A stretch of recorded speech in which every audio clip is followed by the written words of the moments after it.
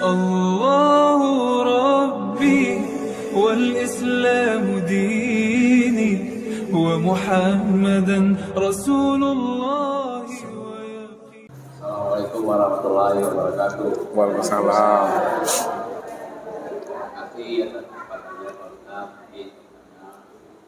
Ada pertanyaan ini memang akan ditanyakan di kelompok pengajian Pasar Ibu dibimbing oleh Ustaz Armando. Tadi bahkan kita sudah sering mendengar jika Allah itu ingin dikenal, maka beliau kita jadikan dirinya kepada malaikat, kepada syaitan, kepada manusia. Artinya bagi kita yang saat ini sedang belajar dalam mengenal Allah, mungkin ini bisa kita paham. Tetapi hal ini kan berlaku juga terjadi kepada orang yang lain agama, kepada orang-orang yang tidak mau belajar tentang tauhid ini. Artinya siapa yang disiksa di akhirat? Jadi yang pernah kami tanyakan di kelompok pengajian kami, siapa yang disiksa? Apakah tadi kita sudah sama-sama memahami aku itu adalah kamu itu adalah aku itu adalah kamu. Yang disiksa itu di akhirat, apakah mungkin Tuhan itu sendiri menyiksa diri? Itu yang pertanyaan yang kedua, kita tahu juga kehendak itu adalah pikiran. Di mana bedanya kehendak dengan nafsu? Karena nafsu itu pun adalah keinginan. Jadi yang kehendak dengan nafsu itu di mana perbedaannya? Dan siapa pula yang disiksa? Apakah nafsu atau kehendak? Ini saja Ustaz ya. Pertanyaan kami. Jawab pada waktu itu kami Waalaikumsalam. Baik Bapak Ibu yang dirahmati Allah, lihat cara menghantarkan kaji dan paham ya. Kalau Bapak Ibu sudah sampai kepada puncak pemahaman, yaitu maqam Tuhan atau ma'rifatullah, maka kita mesti mengamalkannya itu dalam bentuk adab. Nah, maksudnya bahasa yang ringan, kalau kita sudah mengenal Allah, maka hendaklah kita beradab. Makna beradab itu letakkan Allah itu pada hal yang baik-baik saja. Itu dulu pertamanya. Walaupun ada yang buruk dan ada yang baik, maka letakkan Allah itu pada yang baiknya. Jangan diletakkan Allah itu pada yang buruk. Itu letak adabnya. Kuncinya, kalau Bapak Ibu udah sampai kepada puncak wahdatul wujud, Allah saja yang wujud dan yang ada, disitulah Nabi memberikan pemahaman man arafallah kalla lisanahu. Barang siapa yang sudah mengenal Allah, Allah yang wujud, Allah yang bersifat, Allah yang awal, akhir, zahir dan batin, tidak ada diri yang lain selain pada dirinya. Kala lisanahu. Kala lisanahu itu kata yang tiada terkatakan. Kita mau mengatakan nih, tapi tiada terkatakan. Itu maknanya cukup kita diam. Diam di dalam paham-paham, di dalam kesadaran. Tidak boleh lagi disate juga Allah itu. Nah, ini bahasa kias ya. Sate, Bapak tahu sate? Kalau kita sudah mengenal Allah, lalu disate juga lagi, maka lihatlah pada sate itu ada jumpa hati, jantung, usus, gelemeknya. Kalau kita sudah mengenal Allah, dicencang-cencang juga kaji ini, maka tersebutlah setan, iblis, uzazil, dajjal, bukan dajjal. Kalau dajjal itu dawak tuh. Ya, jangan disebut lagi.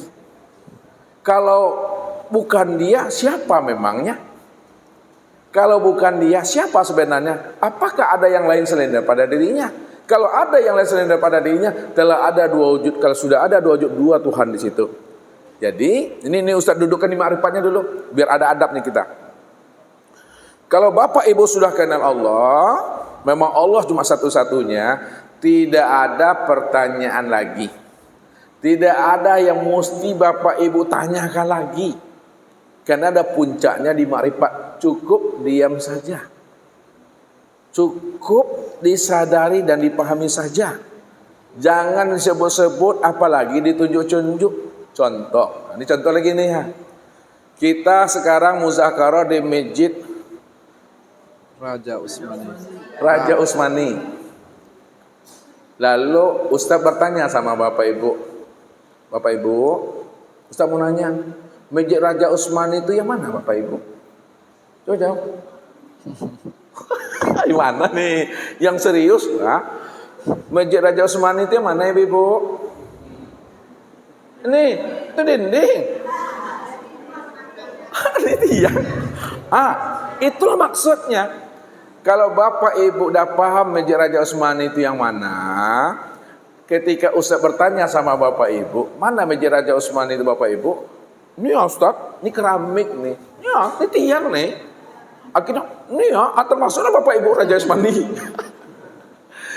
Pahamnya, kalau Bapak Ibu sudah paham Masjid Raja Usmani, sulit bagi Bapak Ibu menjelaskan Masjid Raja Usmani itu kepada Ustaz.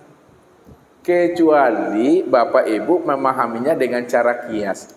Kalau Ustaz ingin tahu Masjid Raja Usmani itu, ya Ustaz kita keluar dari masjid ini. Ketika kita keluar dari masjid ini, tuh Ustaz tuh. Pandang saja Ustaz, tapi jangan ditunjuk ya. Karena nanti lain yang ditunjuk, lain pula yang terpandang tuh. Ya, itu maksudnya. Nih lihat ini baru kias-kias dulu. Kalau Bapak Ibu sudah mengenal Allah, memang Dia yang nyata dan yang wujud. Jangan disebut-sebut lagi yang mana yang wujudnya. Pokoknya Allah wujud. Ya kalau Allah wujud, mana wujudnya? Ini ya, ini tangan nih, ini mic nih. Makanya yang diminta Allah yang ditunjuk mic, yang diminta Allah yang ditunjuk tangan. Salah enggak Bapak Ibu tuh? Salah kan? Makanya orang yang sudah sampai kepada makom Tuhan cukup diam, dipahami serta diimani saja. Yang penting Allah itu nyata. Segala yang nyata dialah tuh. Tapi jangan disebut-sebut lagi. Yang mana nih? Jangan. Segala yang nyata itulah dia tuh. Makanya orang yang sudah paham, dia tidak perlu bertanya-tanya. Banyak senyumnya di situ. Ini satu yang pertama. Kalau kita sebut juga, lihat nih, kalau Allah cuma yang ada, disebut juga siapa yang masuk neraka dan siapa yang masuk surga, siapa yang diazab dan siapa pula yang disiksa. Jangan menjawabnya itu di dalam makrifat. Turunkan cara menjawabnya itu di syariat. Karena kesempurnaan makrifat dudukan ya di syariat. Kalau didudukan di syariat, yang diazab, yang disiksa itu, itulah namanya iblis, itulah namanya syaitan. Manusia yang tidak mengenal itu setan itu. Kita selalu baca a'udzubillahi minasyaitonirrajim. Apa artinya itu? Aku berselindung kepada Allah dari godaan setan. Kalau yang membaca itu tidak mengenal Allah, maka setan yang terkutuk itu yang membaca itu ya setan yang terkutuk tuh. Ya, ini mesti dipahami. Dia baca taus, aku berlindung kepada Allah dari godaan setan yang terkutuk. Karena dia tidak mengenal Allah yang wujud nyata pada dirinya, maka setan yang terkutuk itu adalah dirinya yang membaca itu. Pada saat itu sebutlah di situ yang tersiksa itu adalah makhluk. Yang tersiksa itu adalah hamba. Apakah makhluk dan hamba itu disebut namanya manusia, manusia durhaka? Apakah makhluk dan hamba itu disebut namanya iblis, laknatullah? Di situ mendudukan ilmunya. Jadi letakkan ilmu syariat itu di syariat. Letakkan ilmu hakikat itu di hakikat. Yang syariat letakkan di luar, yang hakikat letakkan di dalam. Jangan terbalik. Syariat diletakkan ke dalam, hakikat diletakkan keluar. Contoh saja. Kalau bapak ibu pakai baju kayak Ustadz nih sekarang, yang bagusnya di luar nih, lalu kita putar balik letaknya. Yang bagus yang di luar ini letakkan ke dalam, putar ya. Yang di dalam letakkan ke luar. Apa kata orang tua? Ala sewa itu mah. Gini doa. Tapi salahkah dia meletakkan itu? Tidak ada salahnya. Ya kan baju juga itu. Kan baju juga yang diletakkan itu. Cuma karena dia tidak arif, tidak bijaksana, yang ke dalam diletakkannya keluar. Antu tagantung-gantung sakua. Ala tagantung-gantung. Apa nama tuh? Ini celana kan ada saku. Kita letakkan ke dalam atau kita guntai ini. Enggak tahu lah Ustaz bahasanya tuh. Tergantung-gantung. Nah tuh. Nah, jadi maksud Ustaz, syariat letakkan di luar, hakikat letakkan di dalam. Itulah rahasianya. Jadi yang kena azab itu adalah orang yang durhaka, iblis dan sebagainya. Jangan dikatakan Allah itu kena azab. Tidak pernah Allah itu kena azab. Tidak pernah Allah itu kena siksa. Ya? Nah, jadi tidak boleh lagi ditanyakan akan hal itu. Kenapa? Orang yang sudah mengenal Allah, ini dari ujung-ujung saya kasih ini.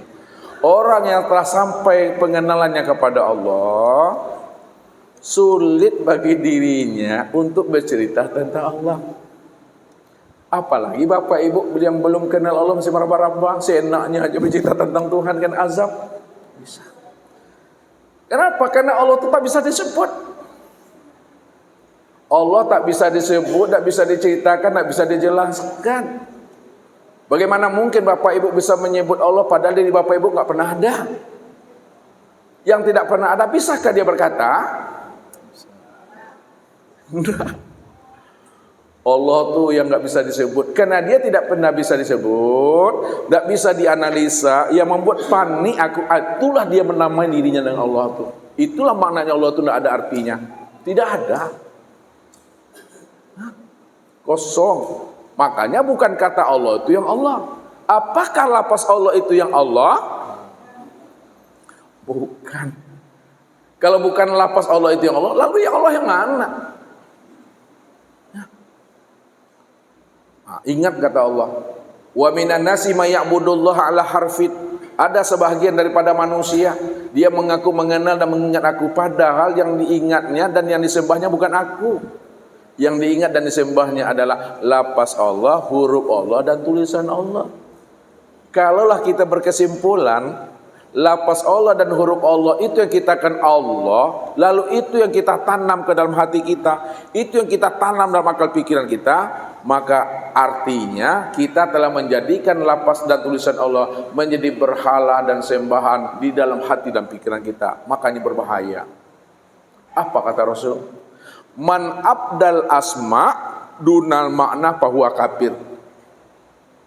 Barang siapa yang bertuhan kepada Allah, itulah kafir. Jadi tidak boleh bertuhan kepada Allah. Apa maksudnya? Tidak boleh bertuhan kepada Allah itu maksudnya jangan kita bertuhan kepada lafaz Allah, huruf Allah dan tulisan Allah. Maka bertuhanlah kita kepada dirinya yang bernama Allah. Kalaulah kita bertuhan kepada dia yang bernama Allah, mana yang dirinya? Yang dirinya itu aku. Mana yang aku itu? Aku itu yang nggak bisa disebut, yang kosong itu. Apakah Allah itu yang kosong? Bukan. Allah itu dirinya bukan yang kosong, akan tetapi diri Allah itu di balik yang kosong itu. Apa itu yang di balik yang kosong? Apa itu di balik yang kosong? Hampa. Allah itu bukan hampa itu. Allah itu di balik kehampaan itu dia. Apa di balik kehampaan tuh? Loh? Tapi yang ingin kenal Allah juga nih. Sampai bapak ibu kelu lidahnya. Diam. Allah itu bukan diam. Allah itu di sebalik kata diam itu. Panik aku Ustaz. Allah itu bukan panik aku. Allah itu di balik kata panik aku Ustaz. Entahlah. Allah itu di balik kata entahlah. Selagi masih bisa disebut, masih bisa dicencang, masih bisa ditanyakan, baru tidak bisa disebut, tidak bisa dicincang, tidak bisa dikata dan dianalisa, diam. Tapi bukan kata-kata diam itu yang diam. Paham maksud Ustaz? Ini agak naik ini. Bukan kata diam itu yang diam. Kalau Bapak Ibu ingin tahu bukan kata diam yang diam, lalu mana yang katakan diam?